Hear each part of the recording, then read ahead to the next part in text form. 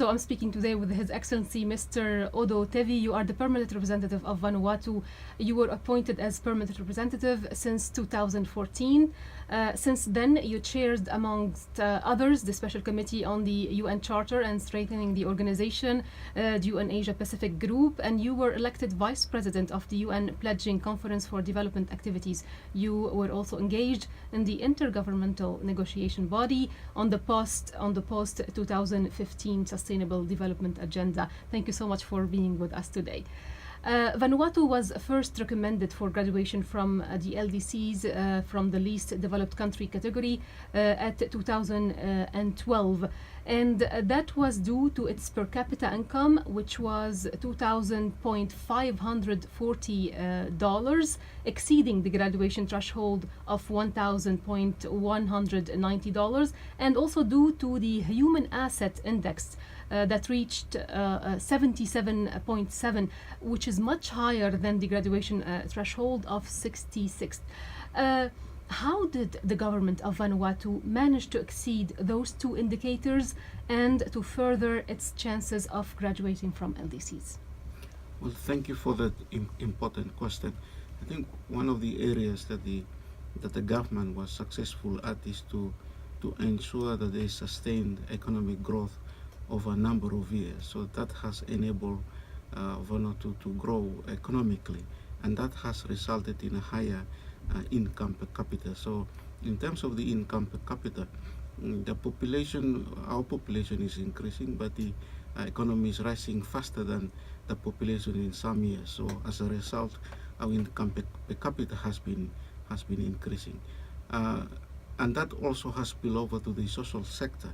So because of our economy was expanding and it's growing, and as a result of that, we have resources to invest in the social sector. So as a result, the Human Asset Index now looks better, and we have exceeded the threshold, which is a very good thing to do.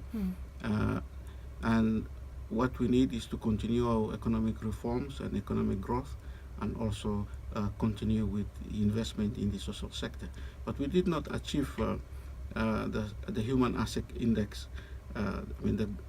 alone in terms of the good performance. It's also partly due to our partnership with other development partners like the UN, the World Bank, as well as our bilateral partners like Australia, New Zealand, and other important partners that we had. And thanks to them and the combination of the Vanuatu government and their efforts, we've been able to exceed those thresholds. In March 2015, Vanuatu suffered unprecedented human and material losses as a result of Cyclone Pam. Its economic and social progress were severely disrupted. Could you please elaborate more on what Cyclone Pam has done to the country? And another question, follow-up question, if God forbid something similar happens, how would the country react to alleviate the repercussions of such event and to stay on track for graduation? Well, in terms of the impact of natural disasters, and especially Cyclone Pam in 2015, it was a Category 5 cyclone, and it was a cyclone. The impact of the cyclone, we've never seen that in our history. So that is quite dramatic in terms of the effect on the population and on the economy. So it wiped out 60% of production in the economy. So that is huge. That is over half of total production, and it mostly affected tourism and agricultural production. So it took us around 1 year, and in some sectors around 3 years to recover from that. And it takes a toll on the economy. But having said that, we've been able to rebound in the following year because of the pipeline of projects. So we were able to invest in the economy and be able to rebound. I think that's very important. After a cyclone or naturally disaster, it's how resilient your economy is. So in terms of what will happen again if we are hit by a disaster, I think now we have forward-looking plans, and in our national development plans, in our sector plans, we have ensure that natural disasters and the impact of climate change is also highlighted in those plans. And these are the areas that we make sure that we in this type of planning, we are ensuring that we are ready for next disasters. Not only that, but also in terms of our infrastructure investments, we make sure that they are climate proof. And our multilateral development banks, such as the Asian Development Bank, are investing in infrastructures and ensuring that they are climate proof. And we are doing that currently. And I think that's a way forward in terms of resilience. And not only that, you have to diversify your economy to make sure that when there are such shocks as natural disasters like Cyclone Pam, you can be able to recover quickly. How did the CDP and OHRLLS help in guiding Vanuatu to reach the thresholds of graduation from LDC? What was their role?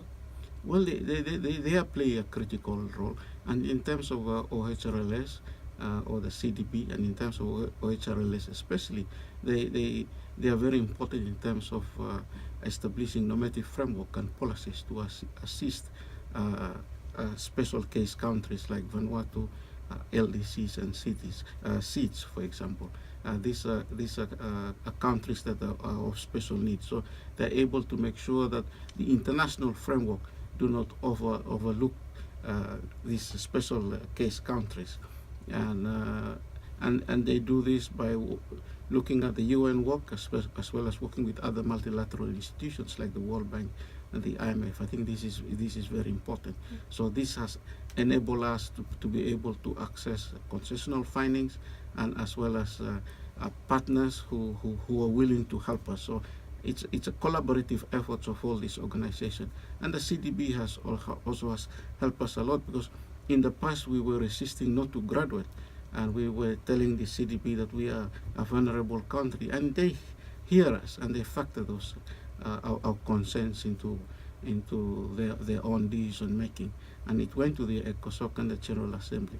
But for a number of years they've been recommending Vanuatu to graduate, but it took several years before we graduate, and they've been hearing our concerns. So I think it's very important, because some of these issues are very important, like the vulnerability of states. It's important to factor it, especially now that climate change is amplifying natural disasters, and this is an area that it will be a challenge going forward, not only for SEEDS LDCs but for the world.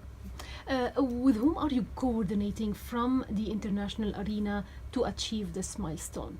What are your partners? Who are your partners? Well, I think in the international arena, of course, the UN system itself, that is a big system, the UN system. At the global level, we are talking with OHRLLS, even the Secretary General's office, even UNCTAD, all the different players. And at the country level, we're talking with UNDP, as well as we're talking with the World Bank, the development banks around the region, like the Asian Development Bank. So we're talking with multiple players. How about donors country? Yeah, we also talk with our donor countries, and the donor countries also assist us in many ways. One way is to help us in terms of our investment, but also in terms of in terms of advocacy in these multilateral forums or in these multilateral banks. Yes. I know each country has a different context and different conditions, but if you were to give some advice to LDC's country on how to walk the path of graduation, what would you say? Well, firstly, I would say continue to pursue economic growth as one of your agenda. It's not an end itself, but it's a means to achieve your end. It's a means to achieve sustainable development goals. It's a means to achieve improved well-being, overall well-being of the society. I think that's the end result that we are all trying to achieve. So continue to have economic growth, and this requires a number of issues, and it's not easy because there are a lot of vested interest in order to implement reforms or propose reforms. But you have to continue to build that momentum so if you have structural reforms, then you can have an enabling growth for economic growth. Another one is macroeconomic stability. You need macroeconomic stability to ensure there is an enabling environment for economic growth. And within that growth, what you need is economic diversification. You need to build resilience within your economy. And I think that's very important. And also you have to take into account equity considerations, like the most vulnerable in society, like the women and girls, the disability, the elderly, and the children. Thank you so much. That was nice. Mr. Odo Tevi, you are the Permanent Representative of Vanuatu. We wish you the best in your quest for graduation. Thank you very much. Thank you.